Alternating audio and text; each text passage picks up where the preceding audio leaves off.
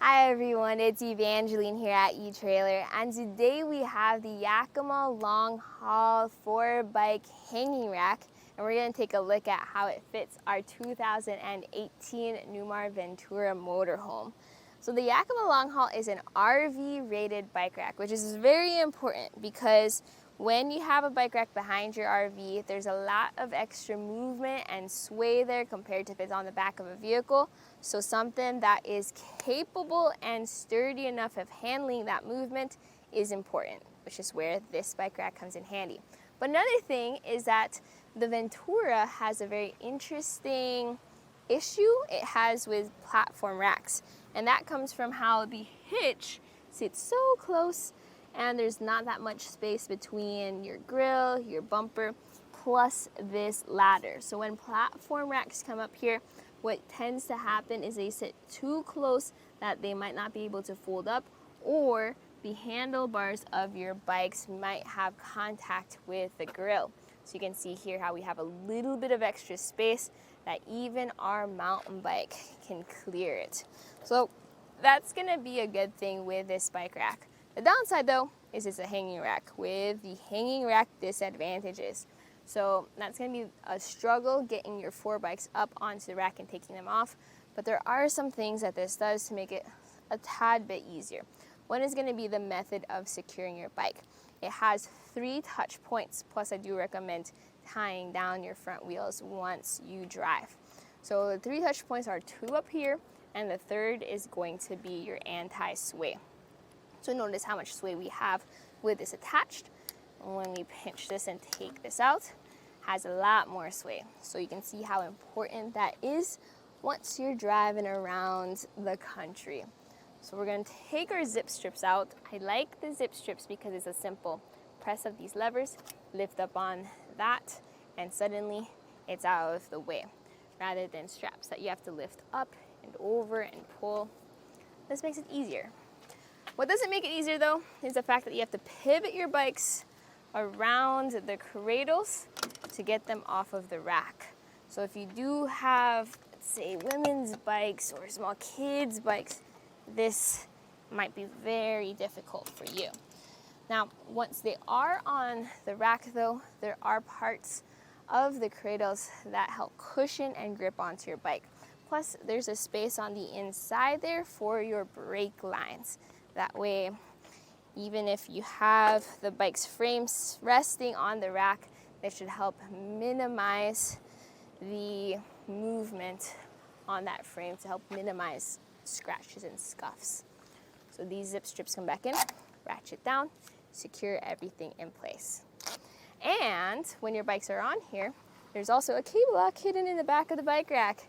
That way, instead of having to get your own cable lock, you just fit this through the bike's frames and secure it at the end, and suddenly your bikes are locked. Now, when you do have the ability to carry around more bikes, there's also more space that you have to think of. So we're going to take some measurements here. I like to measure from the bumper to the end of the bike rack. Like I said, the bumpers is usually the first point of contact with racks. So measuring from there is going to be 41 inches of length.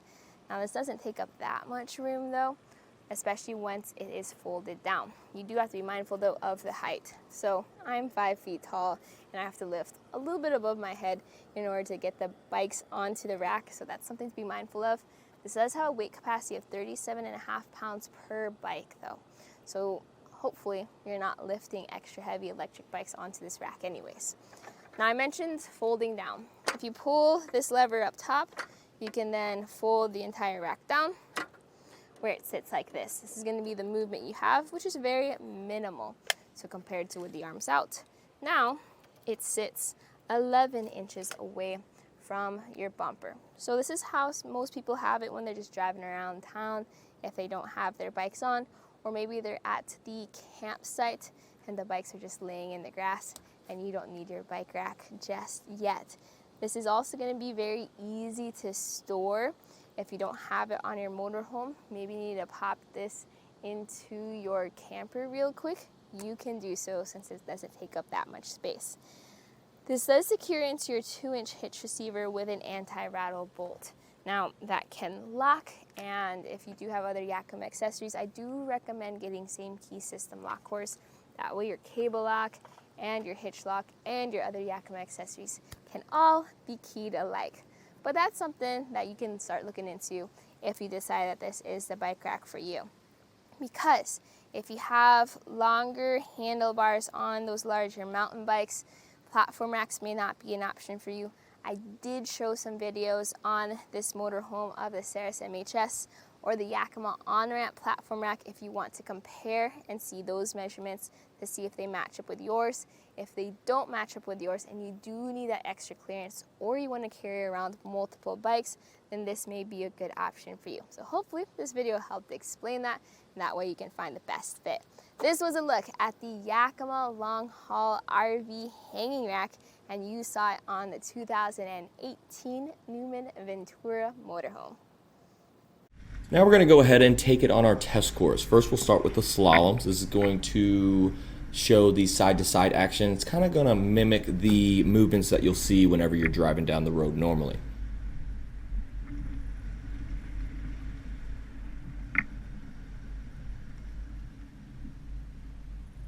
And now with the fold speed bumps. These are going to be pretty much like normal speed bumps. You get to see the up and down action of the bike rack and see how it holds up.